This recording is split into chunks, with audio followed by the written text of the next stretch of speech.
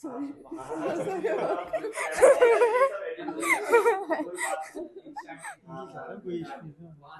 बहुत सारे बच्चे जो अभी नीट के लिए प्रिपेयर कर रहे हैं या उनके लिए तुम्हें क्या लगता है, तुम क्या मैसेज देना चाहोगे कि डिस्ट्रैक्शंस से कैसे आजकल डिस्ट्रैक्शन भी बहुत बढ़ते जा रहे हैं और सेल्फ डाउट को कैसे ओवरकम करें, कैसे डिस्ट्रैक्शंस को अपनी लाइफ से हटाएं? मैम जो अभी एस्पिरेंट्स हैं उनके टफ काफ़ी है क्योंकि जब हम थे हमारे टाइम पे जो रिसोर्सेज थे वो बहुत लिमिटेड थे। ये था कि हाँ डिस्क्रिमिनेशन था कि जो अफोर्ड कर सकता है वही कोचिंग अफोर्ड कर पाएगा, जा पाएगा। बट द थिंग इज़ वहाँ पे ना जो रिसोर्सेज थे वो लिमिटेड थे। तो हम ऐसे घूमने नहीं पड़ता था हमको कि हम कहाँ जाएँ, ये सब्जेक्ट कहाँ से पढ़ें, ये टॉपिक कहाँ से पढ़ें।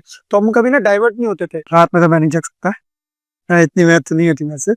मेरा था मैम कि ड्रॉप ईयर में था मैं, तो ऑब्वियसली टाइम बेटर था मेरे लिए। मेरा जो फोकस कभी टाइम पे नहीं था कि मेरे को 10 घंटे पढ़ना है, 14 घंटे पढ़ना है, कभी इतना मेरा फोकस टाइम पे कभी रहा ही नहीं। सो रैपिड फायर के लिए तैयार हो तुम? What's the first word that comes to your mind when you hear the word medical college? Transformer.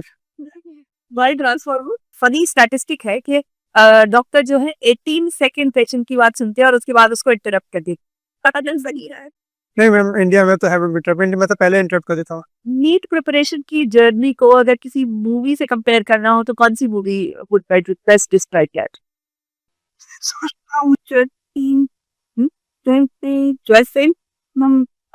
It's more about कि उसने बिना रिसोर्सेस के किया, बट जो उसमें दिखाया कि इसने बहुत ज़्यादा मेहनत की है, इतना करना पड़ता है कि आपको बाकी दुनिया से थोड़ा अलग होना पड़ता है। Today, I have with me two very special guests, and we are going to share their inspiring story with you. I have with me Dr. Jaya and Dr. Rupesh. Both of them have been my students, and they started in a normal government school, and they overcome one of the toughest exams in the country, NEET, to become doctors. Welcome, both of you. Thank you, ma'am. So, how does it feel to be here sharing your journey? Ma'am, we are very excited to be here and share our journey with you and all of the others. And we are very happy to see you also. It feels great to be podcasted by our own class teacher. Thank you, thank you. It's so wonderful to have both of you here. So, when was the first time you dreamed of becoming a doctor?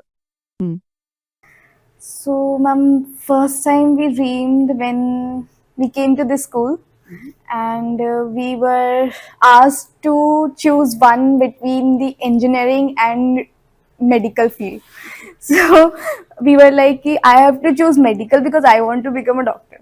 So Rupesh, तुम्हारे साथ भी ऐसा ही हुआ? No, ma'am, I was not sure up till 10th class. I took both maths and biology.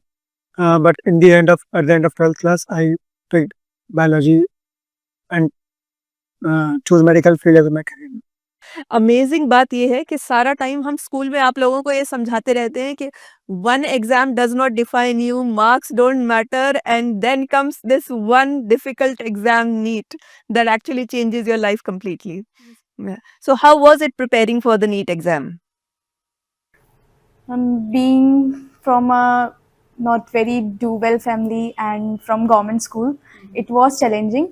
But with the help of our teachers and all the guidance from here and our parents also, it was smooth.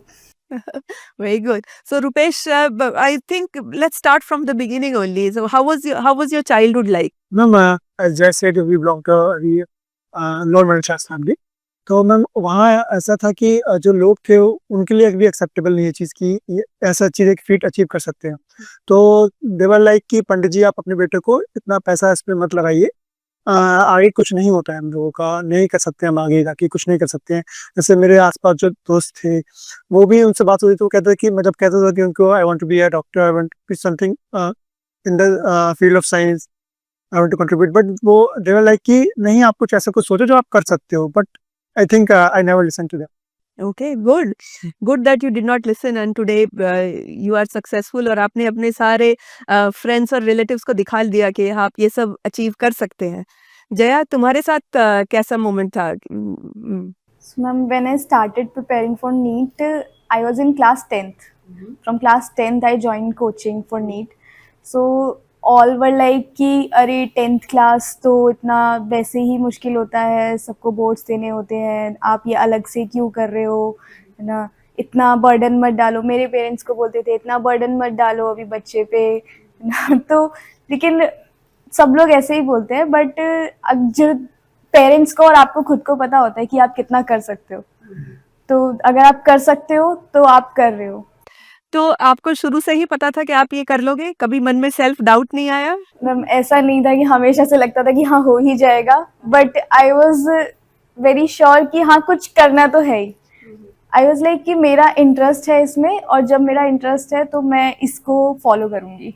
बहुत बढ़िया। सो रुपेश, तुम्हारा शुरू से interest था? Yes ma'am, मैं during preparation phase मतलब मेरे को कोई नेगेटिव थॉट्स कभी नहीं आए इस चीज़ के लिए। मतलब मुझे ऐसा लगता था कि मतलब एक पाथ है जो जिस पे चल रहे हैं, और ऐसा कुछ नहीं था कि मैं नहीं कर पाऊंगा, फिर ऐसा कुछ थॉट्स नहीं आते थे, बट लगता था कि हाँ इट इज़ अचीवेबल। तो वही मैं बहुत बढ़िया। सो उस दिन जब फाइनली नीट का रिजल्ट आया तब कैसा लगा? क्या रिएक्शन था सबका? Ma'am they were all very happy and ma'am मैं उन्हीं लोगों के साथ थी जहाँ पे जब नीट का रिजल्ट आया था, तब मैं उन्हीं लोगों के साथ थी जहाँ जो लोग बोलते थे कि अरे कि बहुत मुश्किल है, नहीं हो पाएगा। तो थोड़ा सा वो होता है कि अरे हो गया अच्छी बात है लेकिन सब बहुत खुश थे घर में, तो सब। कुछ लोग अपने पेरेंट्स और अपने रिलेटिव्स, अपने टीचर्स तो असली में खुश होंगे, और जो लोग नेसेयर्स थे या जो लोग ये कहते थे कि नहीं कहाँ कर पाएगी, उनके मुंह पे एक तरह से वो ऐसा लगता है कि as if you have given a slap on everyone's faces. हाँ, शांत कर दिया है, प्रूव करके दिखा दिया। Amazing, amazing. So, since I was your teacher, let's talk about your memories from school. So, school कैसा था? स्कूल के बारे में क्या याद है? What was your favorite place? सबसे फेवरेट जगह कौन सी थी? मेरे लिए तो ये स्कूल काफ़ी लाइफ चेंजिंग था एक तरह से, कि जिस स्कूल में पहले था वो प्रॉपर एक ना कि proper government Delhi government school है, ऊपर से बॉयज़ स्कूल। तो वहाँ तो प्रॉपर ऐसा एक माहौल था कि मतलब कि कुछ भी कर लो वहाँ से तो निकलना मुश्किल है, फूल फेंकोगे तो वहाँ से पत्थर मिले। पत्थर ही आएँगे, वो तो ऐसी जगह थी। बट वहाँ से यहाँ आना एक चेंज देखना, कि परसेप्शन में चेंज आना कि गवर्नमेंट स्कूल्स ऐसे भी हो सकते हैं। गवर्नमेंट स्कूल्स के टीचर्स ऐसे भी हो सकते हैं, अगर देखें ऐसा नहीं कि वहाँ पे एफर्ट्स पुट नहीं करते थे, हाँ। बट जहाँ जो टीचर्स यहाँ पर हैं, जो जिस तरह से स्कूल को एक स्ट्रक्चर मेंटेन करके बच्चों को पढ़ाया जाता है, एक था कि बच्चों की स्ट्रेंथ नहीं रहेगी। इसमें पहले स्कूल में था वहाँ पे एक क्लास में 80 बच्चे पढ़ रहे हैं, उनके बैठने के लिए कोई जगह नहीं है, बट यहाँ पे लिमिटेड 35 स्टूडेंट्स की जगह थी, और सारे मतलब और सारे स्कॉलर्स थे अपने अपने जब वो एडमिशन हुआ था उनका, तो they were all intelligent and top scorers in their respective schools. तो एक अच्छा एक एनवायरनमेंट था जो पुश करता था हमको हमारी टीम को उस पर करने के लिए। ओके, सो जया, तुम्हारे साथ भी ऐसा ही कुछ हुआ कि स्कूल ने जो है तुम्हारे पर्सपेक्टिव को बदला, तुम्हें नर्चर किया? और अपनी ऑडियंस को बता दूं कि हम ये दोनों के दोनों राजकीय प्रतिभा विकास विद्यालय लाजपत नगर के स्टूडेंट्स हैं। तो यहाँ आने के बाद तुमने क्या चेंज देखा? मैम मैं जिस पहले स्कूल से थी इट वाज अ सर्वोदय कन्या विद्यालय, तो उसमें भी ऐसा ही था कि स्ट्रेंथ बहुत ज़्यादा रहती थी, तो every teacher can not see every student. तो उसमें ये रहता था कि आप पढ़ रहे हो ठीक है, आपको जो आप अपने आप करोगे वो अच्छा है, लेकिन अगर आप नहीं कर रहे हो तो कोई आपके ऊपर पर्सनल ध्यान नहीं देगा ना। तो मेरे टीचर्स वहाँ पे थोड़ा, अगर मैं वहाँ पे अच्छा कर रही थी तो इसी वजह से मेरे टीचर्स ने कहा कि आपको स्कूल चेंज करना चाहिए, तो they guided me for this school. तो मैं उनका भी थैंक्स करना चाहती हूँ कि उन्होंने मुझे बोला कि यहाँ पे आने के लिए। Then I give exam here, और जब मैं यहाँ पे एडमिशन लिया तो ma'am my life totally changed, because यहाँ पे जो आपको अपॉर्चुनिटीज़ मिलती है ना वो शायद दूसरे स्कूल्स में आपको नहीं मिल सकती। यहाँ पे अपॉर्चुनिटीज़ ज़्यादा हैं, आप अगर अच्छा कर रहे हो उसके लिए भी, अगर आप नहीं कर रहे हो एवरेज हो तो उसके लिए भी आप दूसरे को देख के भी कर सकते हो, आपको टीचर गाइडेंस ज़्यादा मिलती है, और यहाँ पे मतलब सब लोग ना ध्यान देते हैं। टीचर्स आप पे ध्यान देते थे? Yes ma'am. मीन क्योंकि देखिए अब वो जो स्टूडेंट टीचर रेशो बहुत फर्क पड़ता है उस चीज से भी, और टीचर्स भी आई एम श्योर कि यहाँ के ज्यादा डेडिकेटेड थे। तो कोई स्कूल का कोई funny moment? Ma'am funny moment is ma'am school में तो मैम बहुत सारी मेमोरीज होती है सबकी। और आप स्कूल में अगर हम लोग फनी तो हमारा ऐसा कुछ नहीं है, बस कुछ उल्टा सीधा कर दिया, टीचर्स ने डांट दिया। बताओ, बिल्कुल वही सुनना चाहते हैं। मैम 11th क्लास में साइंस प्रोजेक्ट बनाया था, मैम बायो का साइंस प्रोजेक्ट बनाया था। And ma'am it was very कि आप उसको मतलब करना भी चाहते हो बट आप कर भी नहीं रहे हो, तो प्रिंसिपल मैम से डांट पड़ी थी मैम, वो सबसे गंदा था।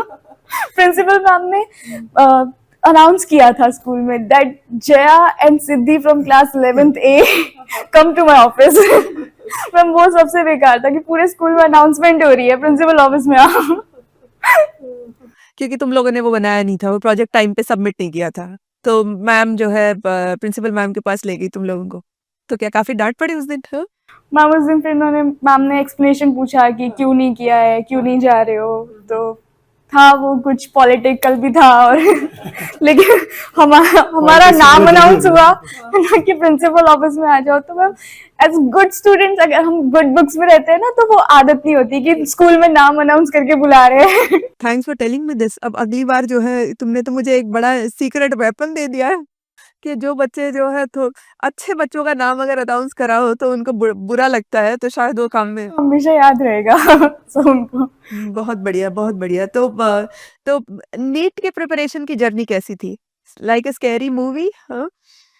सर्वाइवल स्टोरी, रियलिटी शो जैसा हो गया कि भाई नीट सर्वाइवल स्टोरी थी, या आसान था आप लोगों के लिए? Ma'am it was not like a survival story but it was challenging क्योंकि I was preparing with the school when I was in 11th 12th class, so I was preparing for NEET coaching also। तो NEET की coaching along with 11th 12th in school, तो वो थोड़ा difficult हो जाता है because Saturday Sunday classes होती है कोचिंग में और आपको स्कूल भी करना पड़ता है, तो वो सैटरडे ऑफ लेना, फिर अटेंडेंस लो हो जाती है, फिर आपको कोचिंग में बीच में टेस्ट है या कुछ और है तो उसके लिए ऑफ लेना पड़ जाता है। फिर माइंड भी डाइवर्ट रहता है कि आप स्कूल में कुछ एग्जाम है तो उसके लिए प्रिपेयर कर रहे हो सैटरडे संडे में। नहीं, तुम्हारा भाई फीट तो इनक्रेडिबल है कि तुमने 12th क्लास के साथ उसी साल नीट क्रैक किया था। ज़्यादातर बच्चे जो है अगले साल, खुद रुपेश ने जो है साल ड्रॉप करके जो है नीट किया है, तो you were the only one in class जो है everyone was amazed and very proud of your achievement. तो बहुत अच्छा तुमने किया and I am sure it must have been difficult.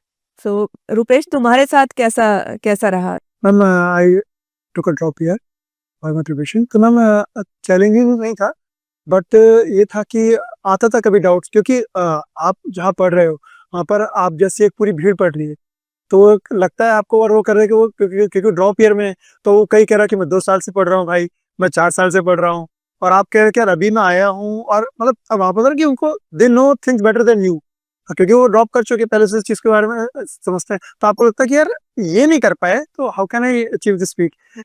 But I think वो मैटर नहीं करता है कि क्योंकि अपना पोटेंशियल होता है वो आपको खुद ही ढूंढना होता है, ऐसे नहीं कि आप किसी और से कंपेयर करके नहीं इस चीज को। तो बहुत सारे बच्चे जो अभी नीट के लिए प्रिपेयर कर रहे हैं, या उनके लिए तुम्हें क्या लगता है, तुम क्या मैसेज देना चाहोगे कि डिस्ट्रैक्शंस से कैसे आजकल डिस्ट्रैक्शन भी बहुत बढ़ते जा रहे हैं, और सेल्फ डाउट को कैसे ओवरकम करें, कैसे डिस्ट्रैक्शंस को अपनी लाइफ से हटाएं? मैम जो अभी एस्पिरेंट्स हैं टफ काफी है, क्योंकि जब हम थे हमारे टाइम पे जो रिसोर्सेज थे वो बहुत लिमिटेड थे।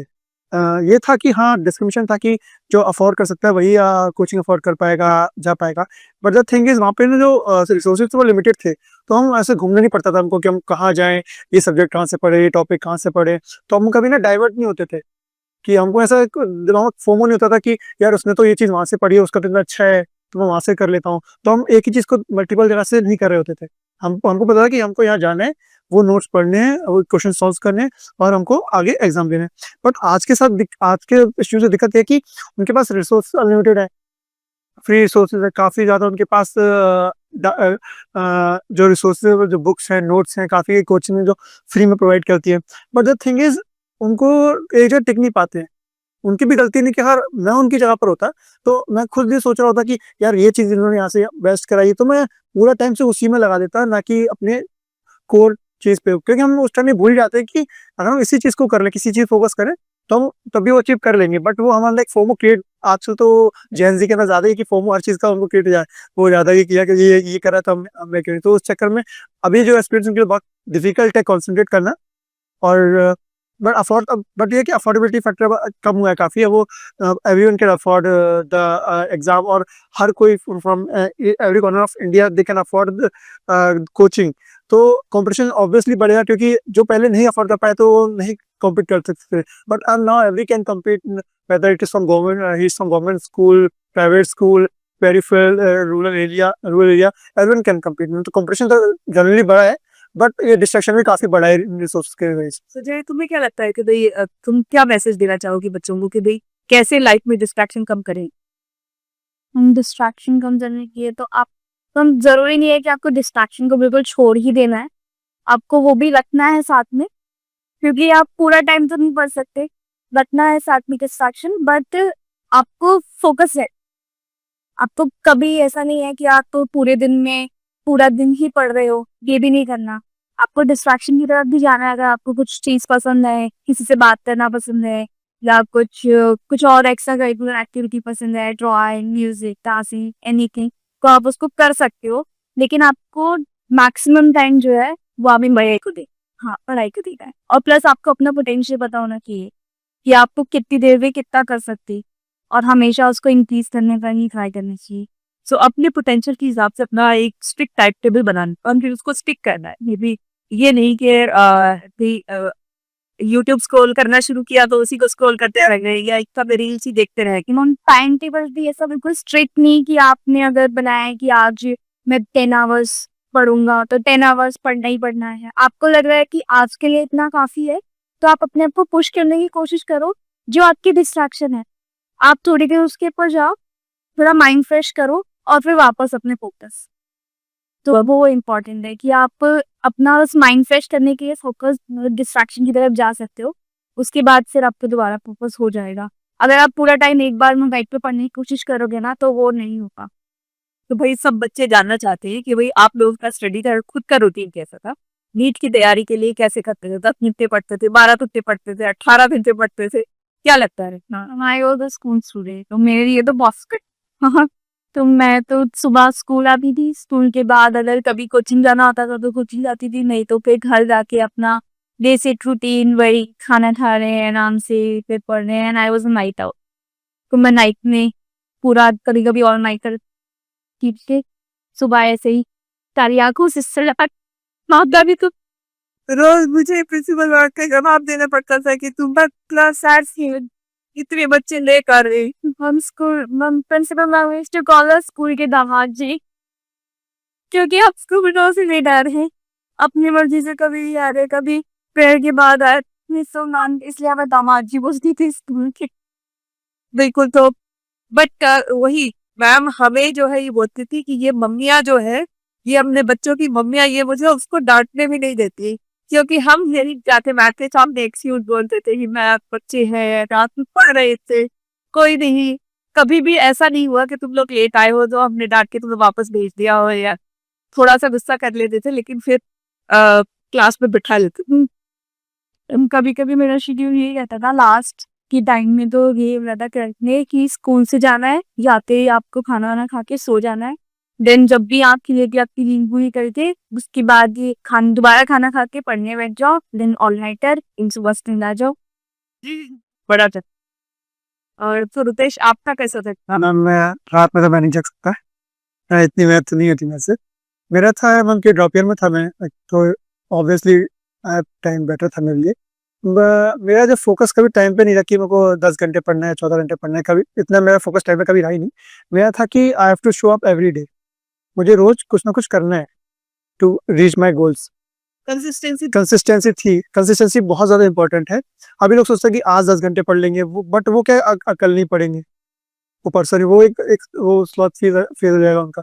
बट मेरे ख्याल से जो मेरा जो आइडिया था प्रिपरेशन का, वो ये था कि I have to show up every day. मुझे हर दिन कुछ ना कुछ करना है।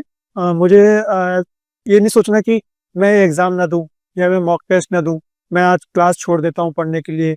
मेरे को लगता था कि अगर किस क्लासेस हो रही हैं या फिर कुछ भी हो रहा है, वो किसी सोच के ही कर रहे हैं, क्योंकि टीचर्स जो है वो they are more experience than me, तो they know better than me. अगर वो कुछ कह रहे हैं कि अगर आपको रोज क्लास आना है, आपको रोज टेस्ट देना है, तो मैं उन्हीं पर छोड़ देता इस चीज़ को। लेकिन मैंने कभी अपने ऐसे ये नहीं सोचा कि मैं ये टेस्ट छोड़ देता हूँ या फिर मैं क्लास छोड़ देता हूँ, या फिर मैं आज मतलब यार डर जाता हूँ कि नहीं मैं आज सेल्फ डाउट ले आता हूँ अपने, तो वो कभी नहीं हुआ मेरे साथ ऐसा। और ना टाइम मतलब टाइम को मैंने कहीं फोकस नहीं दिया इस पे ज़्यादा। मेरा ये होता था कि मेरा इवनिंग शिफ्ट था कोचिंग का, तो मैं कोचिंग से जाता था, खा के सो जाता था। मतलब थोड़ा पढ़ लिया तो ठीक है, वरना सो जाता था। मैं सुबह से फिर कोचिंग जब तक मेरे दोपहर लंच तक जब तक कोचिंग स्टार्ट नहीं थी तब तक मैं पढ़ता था। बहुत बढ़िया। सो अच्छा, और हाँ, सबका अपना अलग अलग है कि आप दिन में पढ़ना प्रेफर करते हो या नाइट में पढ़ना प्रेफर करते हो। मैं अभी भी नाइट आउल ही हूँ। मैं अभी दोबारा पीजी देने प्रिपेयर कर रही हूँ, तो अभी भी मैं ऑल नाइटर जैसी हूँ। बहुत बढ़िया। तो बच्चों को तुम यही बताना चाहोगे कि भाई आपको अपनी bio rhythm basically figure out कर, अपना पोटेंशियल आपको अपने आप पता है कि आप कब ज्यादा फोकस कर सकते हो, आप किस तरीके से आपका टाइम टेबल। कभी कभी होता है कि आप घर में रह रहे हो ना, तो घर में आपको वो नहीं मिलता, आपको एनवायरनमेंट नहीं मिलता कि आप दिन में पढ़ सके। कभी कभी ऐसा हो जाता है कि आप दिन में कभी शोर है किसी के घर में, या सब लोग हैं ना, कोई अलग से अगर प्राइवेसी रूम में है भी तब भी है ना, हो सकता है कि आप नहीं बैठ सकते हो पढ़ने का। तो इसलिए मैं प्रेफर करती हूँ कि नाइट में पढ़ना। तो इस वजह से मैं हमारी श्योर बहुत सारे बच्चे ऐसे भी होंगे हर किसी के पास सेपरेट रूम नहीं होता। जब आप एक ही कमरे में, जब दो भाई बहन हैं या ज्यादा लोग हैं, तो ऐसे में फिर प्राइवेसी बहुत जरूरी होती है पढ़ने के लिए, कि आप पूरी तरह से फोकस कर सको। तो रात में पढ़ना बिल्कुल बहुत सारे बच्चे ऐसा जरूर करेंगे। तो ये बहुत इंपॉर्टेंट है कि हर कोई अपने हिसाब से अपना टाइम टेबल है। तो since I was your teacher, any memories about me, funny moments or embarrassing moments or fearful moments? तो मैम 11th क्लास सबके लिए एकदम अलग ही एक्सपीरियंस होता है, because now you are distinguished science students. As you are first class teacher in 11th class ना, तो यू आर अमेजिंग। हम इतनी कूल टीचर वही हैं, कुछ नहीं कह रही। ये भी हम बाकी क्लासेस में देखते थे, इतना सब लोग भी टीचर्स से वो करते थे कि आप ऐसे नहीं ऐसे करोगी। माई टीचर इतनी कूल है। तो ये आप मतलब डिसिप्लिन तो वो तो ठीक है, but as a English teacher ना, तो इतनी सारी एक्स्ट्रा करिकुलर एक्टिविटीज, ये नहीं कि सिर्फ सिलेबस पे फोकस हुए, या है ना आप एक्टिविटीज करा देते नोटबुक्स में, कभी कुछ कराना कभी कुछ कराना। तो वो बहुत मजा आता था आपके पास। 11th में आया हूँ पहले, तो वो 3 साल से मैं गवर्नमेंट बॉयज़ स्कूल में पढ़ रहा हूँ। फिर यहाँ पर कोएड स्कूल है। फिर एक टीचर आते हैं और वो मतलब वो कहते हैं कि let's play a game of chain. And मैं कह रहा कि इंग्लिश की क्लास से पढ़ाना शुरू करें, बोर्ड पे लिखना शुरू करें। बट टीचर आते हैं, वो आप आते हैं और आपने सबसे पहले गेम ऑफ चेन हमको खिलाया था, ताकि मतलब सब बच्चे एक दूसरे को आइस ब्रेकिंग हो जाए एक बच्चों की। तो एक वो काफ़ी अलग एक्सपीरियंस था कि मतलब कि कहाँ आप आ रहे हो, कि जहाँ पे आपको एक बोरिंग सी जगह है वहां से आप आ रहे हो, आप यहाँ देख रहे हो कि आपको लगे नहीं आप एक इंग्लिश क्लास में हो। आपको एक हैंड होल्डिंग आपको मिल रही है, आपको इतने अच्छे से कैटर किया जा रहा है, वो मैम काफ़ी अच्छा था वहाँ पे। और आपका बिहेवियर सब बच्चों के लिए में मतलब काफ़ी एक्स्ट्राऑर्डिनरी था वो चीज़, कि आप आगे से कोशिश करते थे। यू आर नॉट लाइक कि मेरा काम बस ये इस लेसन को पढ़ाना है, या फिर मेरा काम बस एक इंग्लिश टीचर का है या फिर टीचर का है, but you played your role number very well. और मुझे याद है वो मैंने तुम लोगों को, you had to introduce yourself yes ma'am. and then connect in the chains. Okay, lovely. Yes, I remember that. So I'm glad that you went. हमारे लिए भी एक अच्छा फीडबैक लूप हो जाता है कि जब पता चलता है कि हाँ बच्चों को कोई क्लास पसंद आई हो। I never asked you. Okay, lovely. So now let's talk about medical college. तो मेडिकल कॉलेज कैसा रहा? Medical college is a survival journey. उसमें आप बोल सकते हैं कि it is a survival journey, because आप जिस तरीके से जाते हो फ्रॉम स्कूल स्टूडेंट, इतने पैम्पर्ड, फर्स्ट ऑफ ऑल कि आपका एक पॉइंट ऑफ व्यू रहता है अबाउट द कॉलेज की कॉलेज लाइफ इज सो, ये आप कॉलेज में जाके आपको कुछ नहीं मिलेगा, टीचर्स नहीं मिलेंगे, कोई कुछ नहीं कहेगा। लेकिन ऐसा नहीं है, but to it is a professional course and it is very professional. तो आपको वहाँ पे ड्रेस कोड भी फॉलो करना है, और सीनियर्स की सारी चीजें फॉलो करनी है। नॉट इवन टीचर्स, आपको सीनियर्स को भी फॉलो करें। तो वो सबसे ज्यादा सब एकदम अलग ही एक्सपीरियंस हो जाता है कि आप कॉलेज के बारे में जो भी आपके साथ थिंकिंग होती है ना कि आप कॉलेज में जाके ये करोगे वो करोगे, नहीं होता है। नहीं होता कॉलेज में ऐसा, क्योंकि medical college is just professional कि आप जाओगे, आपको फर्स्ट डे पे आपकी सीनियर्स मिलेंगे, आप ट्राई करोगे उनके साथ बॉन्डिंग करने का, but they not they like कि आप उनको दीदी भैया नहीं बोल सकते, आप इनको मैम और सर एड्रेस करोगे। वे आपको को जब भी जितने बात के आपको विश करना होगा, good morning, good afternoon, whatever, तो वो आपको हमेशा ही करना है। तो वो स्कूल में टीचर्स और प्रिंसिपल से ज्यादा खतरनाक वहाँ कॉलेज में सीनियर्स हो जाते हैं। मैम फर्स्ट एक्सपीरियंस तो वहाँ का ऐसे ही रहता है। दिस फर्स्ट 2-3 मंथ्स जब तक आप थोड़ा सा अपने पेस पे नहीं आने आते, तब तक वो आपको थोड़ा ज्यादा दबा के भी देखते हैं कि अभी भी आ रहे हो ना, तो ड्रेस कोड फॉलो करना है फर्स्ट ईयर में। आज के कैसे Yes, आप कुछ टाइम तो जब आप जाते हो तो आपको लगता है कि जो आपका वहाँ पे गार्ड है वो भी आपसे सीनियर ही है। आप इतने, क्योंकि आप एक फॉरेन जगह जा रहे हो आपको, और सब आपको वहाँ पे लगता है कि ये सब मेरे से सीनियर, इनको सबको ही मेरे से याद आता है। मैं तो नर्सरी मेडिसिन लेते हैं बच्चे, वैसा फील होता है वहाँ पे शुरू में। तो वहाँ आप एक सेंस ऑफ अचीवमेंट है कि वाह मैंने तो नीट क्लियर किया है, वहाँ जाते ही उस तो आप सबसे लोएस्ट स्टेटा में आप हो और आपको वहां से उठना है। कॉलेज में जाएंगी है ना, कैसी ड्रेस अप, और वहां पे जाके पता चलेगा आपको सूट पहनना है विद स्पोर्ट शूज, और बाल हमेशा ब्रेक करके मतलब स्कूल में इतनी बार छोटी नहीं, मैं वहां से बना, और वहाँ बनाई भी ऐसी ने इसके। जो प्री कॉलेज में बनाए। हाँ, स्कूल आप जीन्स भी नहीं पहन सकते, सूट के साथ आपको सूट ही पहनना है। एंड ये आप कह रहे हैं दिल्ली के मेडिकल कॉलेजेस पे यार, ये अपने अपने कॉलेज का नाम बताओ बच्चे।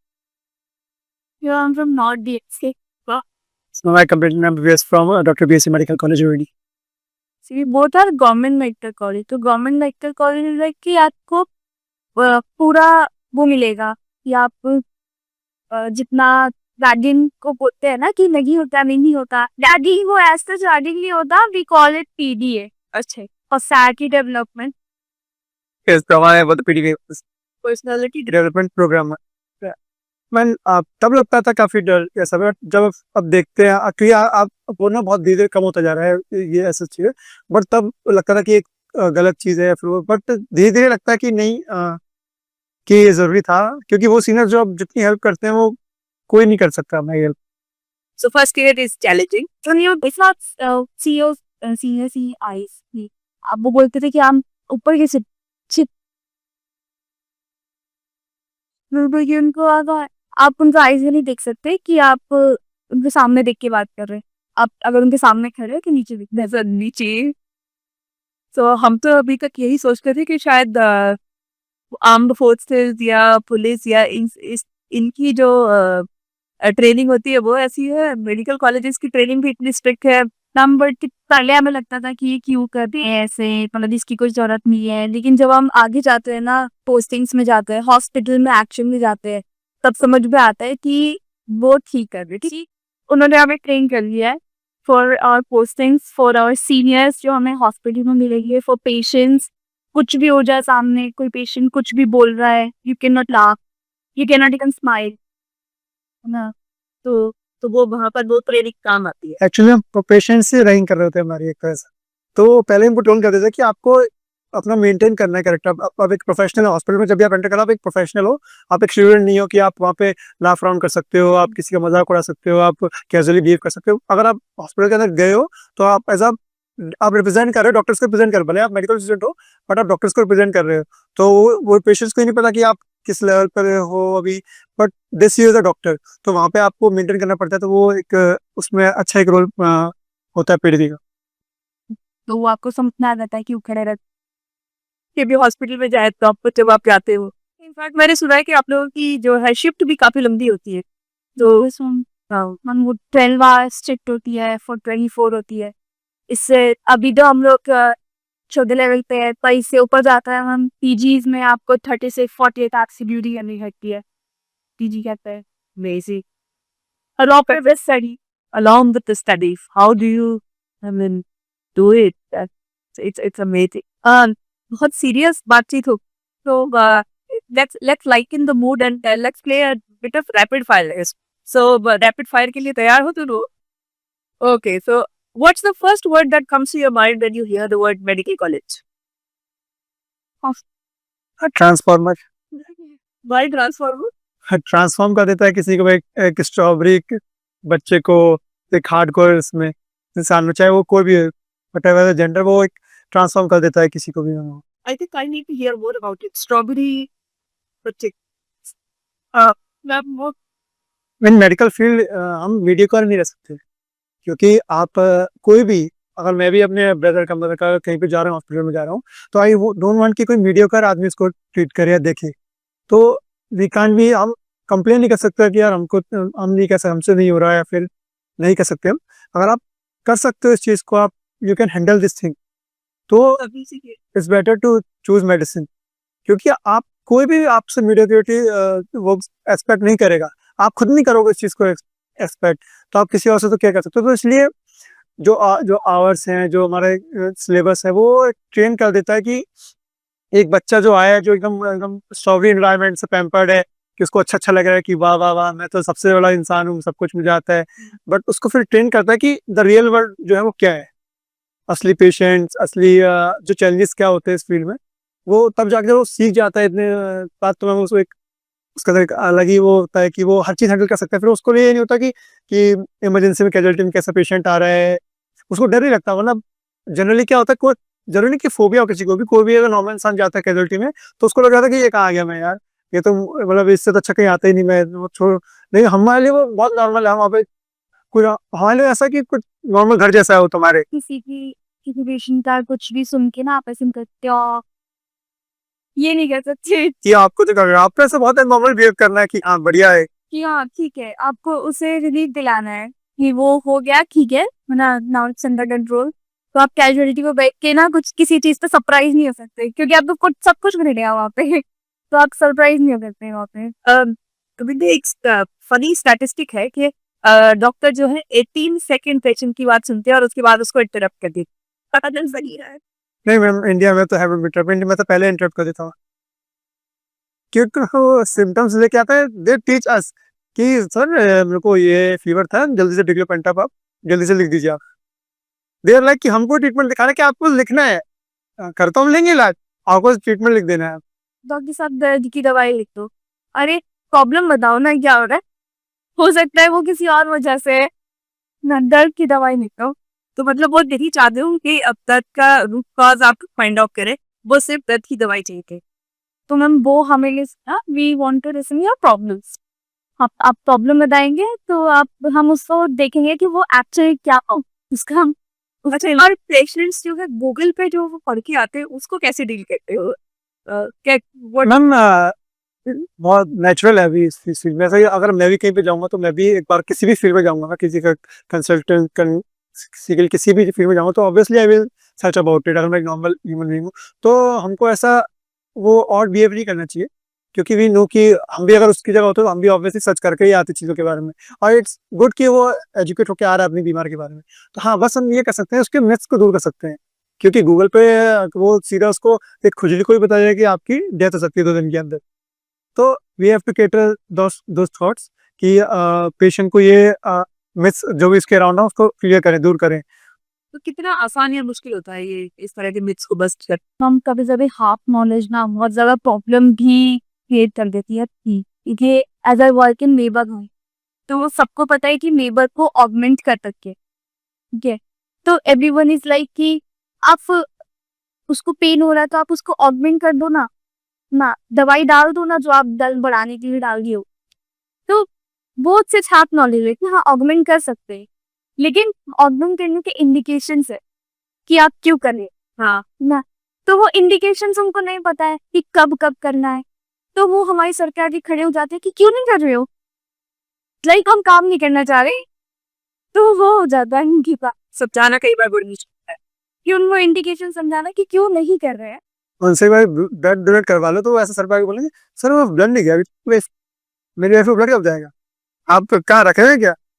और वो इसीलिए कराते हैं कि प्रिवेंटिव मेथड पे, कि अगर कभी एकदम से जरूरत पड़ जाए तो आप उसको एकदम से भी ब्लड दे सकते, क्योंकि उस टाइम पे बहुत ज़्यादा टाइम लग जाएगा कि आपको एक आपकी वाइफ को ब्लड की ज़रूरत है, फिर आप सोचोगे कि ब्लड दूँ, नहीं दूँ, इसलिए हम पहले से डोनेट करा लेते हैं कि आप भी ब्लड डोनेट कर दे तो हाँ, और अगर आप वो ब्लड यूज़ नहीं भी होता है, तो आपको एक कार्ड मिल जाएगा कि आगे लाइफ में कभी भी किसी को भी ज़रूरत होगी, आप डोनेट करना चाहते हो, तो आप वो कार्ड यूज़ कर सकते हैं। पर उनको वो होता है कि जब ज़रूरत ही नहीं थी, तो आपने क्यों करा ट्रे लगता है कि भाई हमसे फ्री में ब्लड ले लिया, ये ना पता नहीं डॉक्टर सैम्पलिंग भी कर रहा है तो उसमें भी उनको लगता है कि मतलब एक एमएल खून मेरा क्यों ले लिया इन लोग, और रोज ले रहे हैं। मैं तो कई बार जो एक बार मेरे से बोलते मैं तो एक बार तो जोकर कहते मैं कहा अभी मैं आंटी जी अभी 1 ml कम पड़ रहा था, तो 1 ml जब हो जाएगा तभी बेच पाऊंगा। तो उसको डर लग गया कि हाँ सच में से नहीं इससे सच चुपते 1 ml। तो बाकी उसके जो वार्ड में पेशेंट थे उन्होंने समझाया कि मजाक कर रहे हैं, ऐसा कुछ नहीं है। नहीं रुपेश, तुम्हारे मजाक वर्क है बेचारे डर गए। Moving on with the rapid fire round, आपका फेवरेट स्ट्रीट फूड कौन सा है? मोमोज। हाँ? मोमोज। मोमो, मुझे लगा तो समोसे का हो गया। ओके, सो वंस खाने लग गया है, अभी मोमोज खाने लगे है ना? One thing you can do that my patients can't. Obviously interesting। One myth about being a doctor that is totally false. कि चिल है काफी, अगर एक बार इस फील्ड में आ जाओ तो चला है, कि हमें बहुत ज्यादा पैसे मिलता है। ये तो है ही। This is a myth. नहीं ये भी हम काफी कि हम बहुत चिल हो जाते हैं कि चैलेंजिंग जर्नी है काफी। और पैसे भी नहीं देते मैम। अगर आप अकॉर्डिंग टू वर्क देखोगे तो this is not very much, जितना लोग बोलते हैं ना कि इतने पैसे नहीं, ये इतने पैसे मतलब है वो को आपके प्रोफेशन को नहीं करता है। सो दैट वे अच्छा, another question that I want to ask you कि गवर्नमेंट में ज्यादा मिलते हैं प्राइवेट में? तो क्या कौन सा डॉक्टर बनना चाहोगे, गवर्नमेंट डॉक्टर या private doctor? Ma'am as per the तो आपको छोले लेवल पे अगर दिखे तो गवर्नमेंट में ज्यादा से ज्यादा, और अगर आगे आप स्पेशलाइज हो जाते हो जब तो आपके प्राइवेट में ज्यादा फायदा है। Okay, a weird habit that you developed while preparing for NEET? मेरे को तो पाइका हो गया था, तो वो मतलब मैं जो पेन के जो होते हैं ना जो पीछे का हिस्सा, वो मेरे को अननोइंगली मैं उसको कुछ भी प्लास्टिक का होगा तो वो चुई कर लेता। और एक लैग सिग्नल में तो बहुत वो मतलब अभी भी है मेरे को, और अभी कंट्रोल्ड है, बट मेरे को तो काफी वो हो गया था। और मेरा वियर्ड हैबिट तो यही है कि मैंने रात पर जागना सीख लिया था, वो अब मेरे लिए नॉर्मल हो गया। और लाइटर कुल पे हूँ। Okay, if you were not a doctor, what would you be? I would लेकिन नो, मैंने कहा तो सोचा ही नहीं, मैं हमेशा पढ़ना, हमेशा डॉक्टर ही बनना। मैं कोई भी बीएससी करके मैं टीचर होता। ओ, मेरे को बोलो मैं फेवरेट थी इसलिए नहीं काफी सही बात तो मैं लास्ट बात तुम्हें मेडिकल फील्ड में जाना था। Okay, so favourite Bollywood actor क्या है, actress? Shahrukh Khan. Akshay Kumar. Favourite singer जो जिसके गाने सुन सुन के ऑल नाइटर्स फुल किए है? हनी हनी सिंह। वाह, हनी सिंह आई थी। और कुछ कोई तो है जो मेरे गाने सुनता है? सुनाको तुम्हारे भी क्या बात कर रहे हो? ओके, जर्नी से जुड़ी है। he was on his peak. That's true. ठीक, हाँ ये भी बात। मैं it's not the lyrics that inspire ना, मतलब जो उसके पीछे स्टोरी है, जो उसके खुद की स्टोरी है, तो वो एक तरह से उसकी म्यूजिक में देख के तो वो हम उसके गानों में अनलोइंग नहीं दिखती है। नहीं गानों में नहीं, मतलब कह रहा हूँ जो उसकी खुद की स्टोरी है, जैसे वो राइज किया एक मिडिल क्लास फैमिली से एक ऊपर तक, तो उसको म्यूजिक में वो दिखता है, तो मतलब उससे रिलेट कर सकता है, इंस्पिरेशन मिलती है। जरूरी नहीं कि वो म्यूजिक या फिर उसके लिरिक्स से कुछ ऐसा इंस्पिरेशन ले रहे हैं हम। आई होप हनी सिंह अब तुम लोगों से इंस्पिरेशन ले सके कि देखो कितने बच्चे मेरे से लेकर इंस्पायर होकर लाइफ में कुछ बने हैं, तो उसको अपनी लाइफ की जर्नी को कम बैक करने में अच्छा हेल्प मिलेगी ये सुनकर। Not like inspiration but I enjoy. More relax करने के लिए। ओके, सो नीट प्रिपरेशन की जर्नी को अगर किसी मूवी से कंपेयर करना हो तो कौन सी movie would best describe that?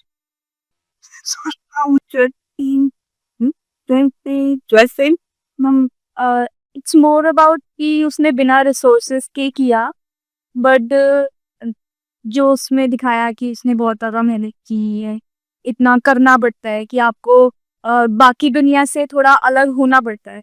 आप सब कुछ साथ में लेके नहीं चल सकते कि आप शादी-वादी में भी एन्जॉय कर रहे हो और आप प्रिपरेशन भी कर रहे हो, तो वो नहीं हो पाता। आपको जितना भी टाइम देना है ना, तो वो आपको एक अलग होके देना पड़ता है।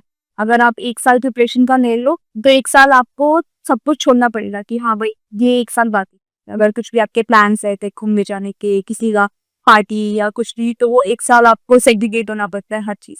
सब कुछ अलग है। And if you could switch lives with a famous person, what would या who would that? कभी किसी और से स्विच होने का सोचा कि भाई हाँ, इसकी लाइफ अगर मिल जाए तो शायद या तो Our role models are the famous doctors, the star doctors, our teachers. तो उनके साथ ही लगता है doctor Rom Khandelwal, doctor Sakshi Arora. So these are very famous doctor जिन्होंने लोग लाइफ बदल दी है. तो इसमें had lot of impact on you also. वैसे तुम्हारे कोई रोल मॉडल? रोल मॉडल तो नहीं बना सकता किसी एक्सपीरियंस करना है इजी कर लाइफ करने के लिए गोविंद प्लीज नहीं आपने कुछ बताएगा, हो सकता है आप कुछ किसी और से एक्सचेंज करना चाह रहे हो.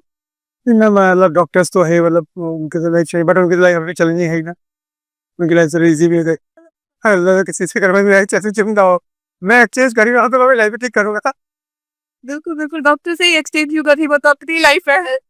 So who would that be your favourite? मैं एनी मिनिस्टर सो भाई बहुत सारे स्टूडेंट्स जो है आपको देख रहे हैं मम्मी आज जो है, उनके लिए क्या मैसेज देना चाहोगे? Students who are struggling, self doubt है, डिस्ट्रैक्शंस है, तो one message if you could give कि भाई क्या क्या करें वो लोग?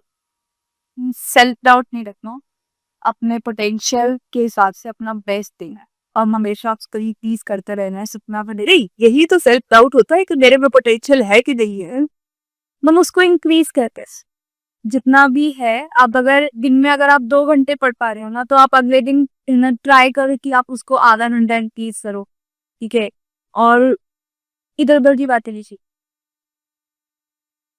सुनना नहीं तो बेस्ट मेरा तो वही राइट है वेब सोल्यूशन है वही है कि आप रोज देखो अपने काम के लिए उस जो भी आपका गोल है उसके लिए कुछ भी करो जरूरी नहीं आप उसके लिए 1 घंटा दो 2 घंटा दो 10 मिनट दो 20 मिनट दो क्योंकि मैनिफेस्टेशन ना बहुत एक रोल प्ले करती है क्योंकि सबकॉन्शियसली हम जो एक्शन करते हैं हमारे एक्शन होते हैं वो उसी गोल की तरफ डायरेक्ट करते हैं हमको. तो अगर हम कॉन्स्टेंटली भले ही हम कुछ ना करें नो प्रॉब्लम बट अगर हम कॉन्स्टेंट सोचे कि मेरे से होगा ही नहीं ये चीज़ मैं कर ही नहीं पाऊंगा तो हमारा सबकॉन्शियस माइंड हमको एक्शंस को डायरेक्ट करेगा कि वो एक्शंस भी हमारे वैसे होंगे हम सो जाएंगे हम उसको प्रोक्रेस्टिनेट करेंगे.